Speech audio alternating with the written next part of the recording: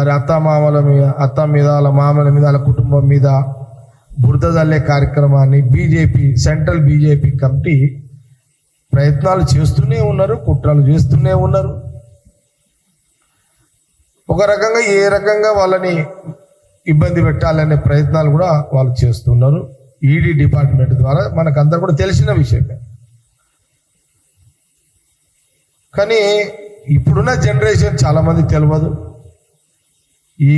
ఎందుకంటే కొన్ని సంవత్సరాలు గడిచిపోయిన తర్వాత సహజంగా చాలామందికి చరిత్ర పట్ల కొంత తెలుసుకోకపోవడం తప్పని నేను అంటలేను, కానీ చెప్పేవాళ్ళు ఉంటే తెలుస్తుంది. అందుకే నేను ఈరోజు కొన్ని విషయాలు నేను చెప్పడం జరుగుతుంది. చాలా సందర్భాల్లో గాంధీ భవన్ మీడియా ద్వారా అనేక సార్లు పరమాలు మేము చెప్తూనే ఉన్నాం. ఈ దేశానికి స్వాతంత్రానికి ముందు, స్వాతంత్రం వచ్చిన తర్వాత ఈ దేశానికి ఆ కుటుంబం ఆస్తి, వాళ్ళకున్న ఆస్తులు దారాదత్తం చేసిరు. దేశ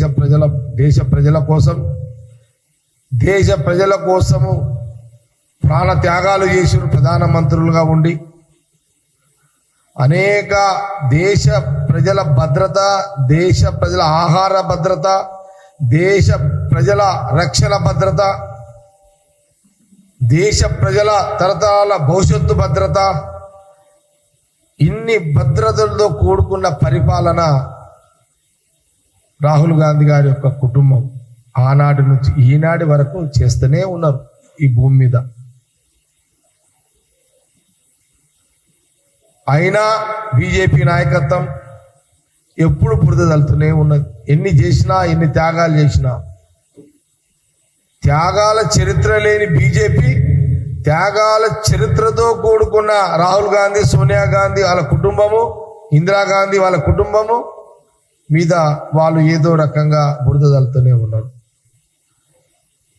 ఇది చాలా బాధ అనిపిస్తున్నది, బాధాకరమైన అంశం.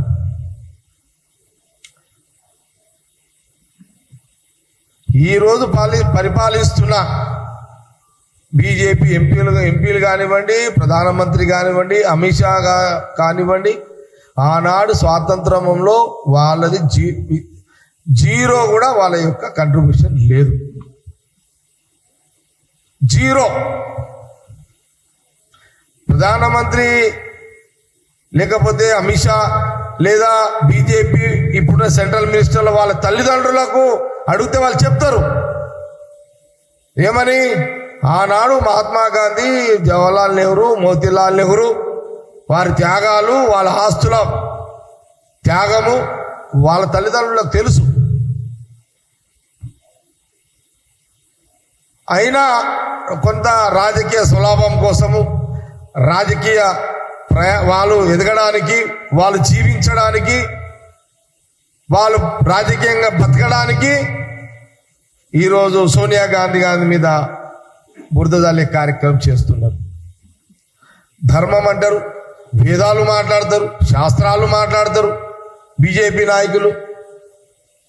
ధర్మం గురించి బాగా గొప్పగా మాట్లాడుతారు మాటలు వీళ్ళు. ధర్మం గురించి మాట్లాడే బీజేపీ నాయకులారా, శాస్త్రాలు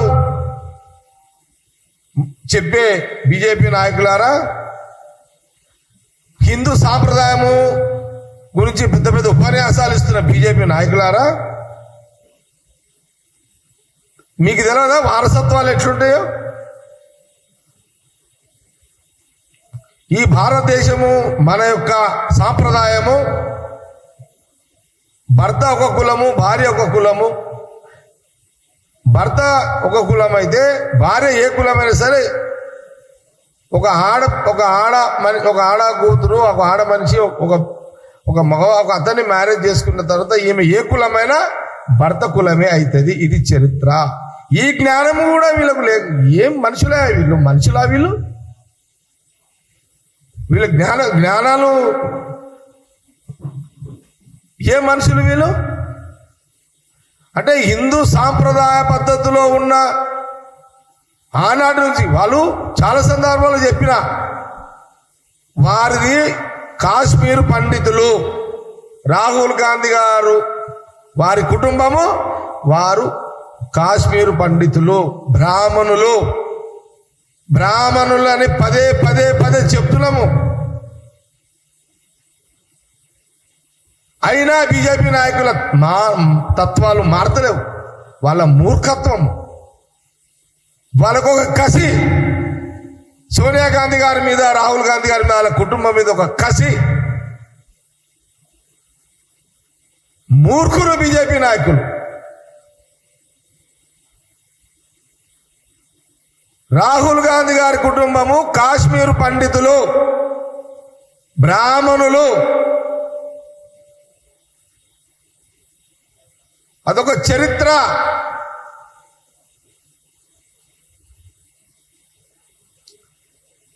పదే పదే పదే కాంగ్రెస్ పార్టీ చెప్తూనే ఉన్నాం.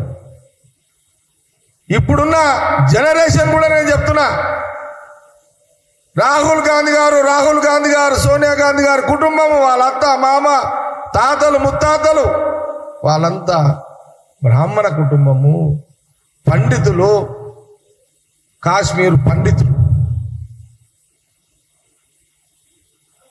జ్ఞానాన్ని తెచ్చుకోండి.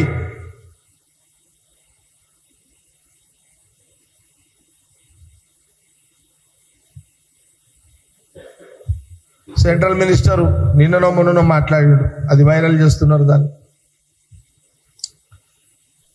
అసలు సోనియా గాంధీ గారి ఆమె మ్యారేజ్, ఆమె రాజీవ్ గాంధీ గారిని పెళ్లి చేసుకునే సోనియా గాంధీ గారు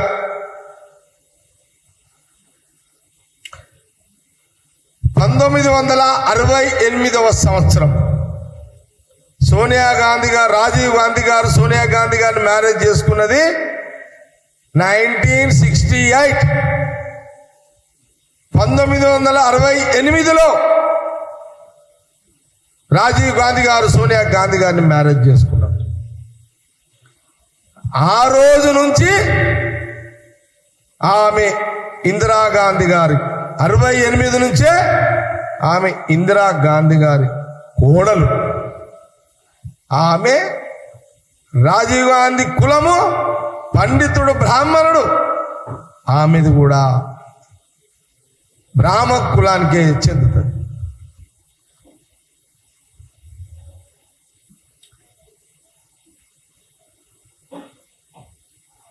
బ్రాహ్మణ కులానికే చెందుతుంది ఆమె.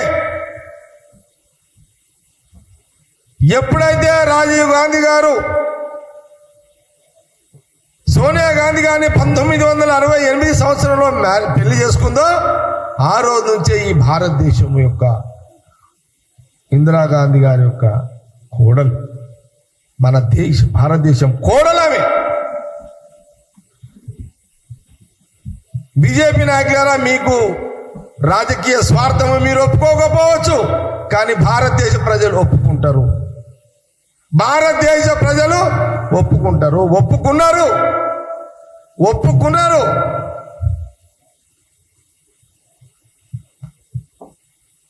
ఆ రోజు నుంచి ఈ దేశం యొక్క సాంప్రదాయాలు, భారతదేశం యొక్క సాంప్రదాయాలు, ఇందిరాగాంధీ గారి యొక్క కుటుంబం సాంప్రదాయాలు, ఈ దేశ ప్రజల యొక్క సాంప్రదాయాలు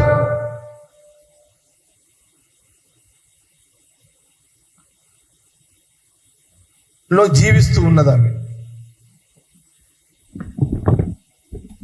మేము అడుగుతున్న కాంగ్రెస్ పార్టీ, బీజేపీ నాయకులను,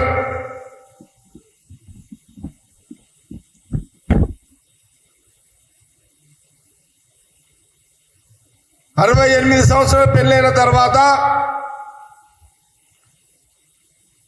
వాళ్లకు రాహుల్ గాంధీ గారు,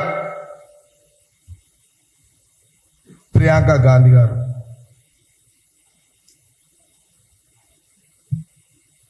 వాళ్ళు పుట్టడం జరిగింది.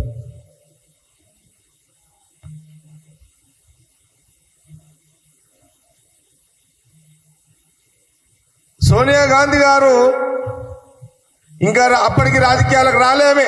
ఒక గృహిణిగా, రాజీవ్ గాంధీ భార్య ఒక గృహిణిగా ఆ ఇద్దరు పిల్లలకు, ఆ కొడుకు కూతుర్ని, ఆ యొక్క కుటుంబం యొక్క జీవితాన్ని గడుపుతున్నది అప్పుడు ఆమె.